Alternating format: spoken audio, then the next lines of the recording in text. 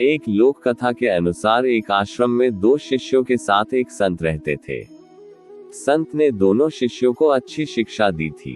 एक दिन संत ने दोनों शिष्यों को एक एक डिब्बे में गेहूं भर कर दिए और कहा कि मैं तीर्थ यात्रा पर जा रहा हूँ। 2 साल बाद वापस आऊंगा, तब ये मुझे वापस कर देना, लेकिन ध्यान रखना ये गेहूं खराब नहीं होना चाहिए। ये बोलकर संत चले गए। ग्रेटर देन एक शिष्य में वह डिब्बा घर में पूजा वाले स्थान पर रख दिया और रोज उसकी पूजा करने लगा। दूसरे शिष्य ने डिब्बे से गेहूं निकाले और अपने खेत में उगा दिए। 2 साल में थोड़े गेहूं से उसके पास बहुत सारे गेहूं हो गए थे।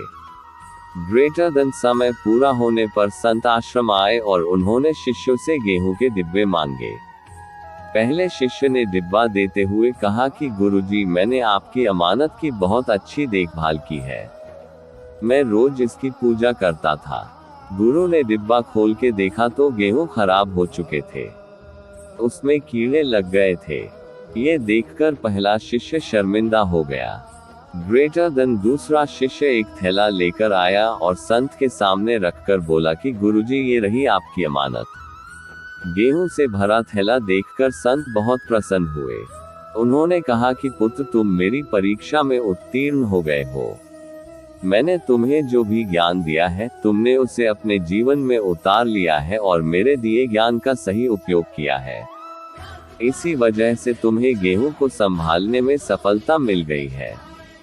ग्रेटर देन जब तक हम अपने ज्ञान को डिब्बे में बंद गेहूं की तरह रखेंगे, तब तक उससे कोई लाभ नहीं मिलेगा।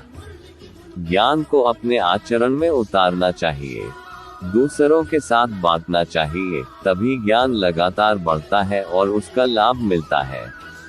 इस कथा की सीख यही है कि हमें अपने ज्ञान को डिब्बे में बंद करके नहीं रखना चाहिए, इसे बढ़ाने की कोशिश करते रहना चाहिए।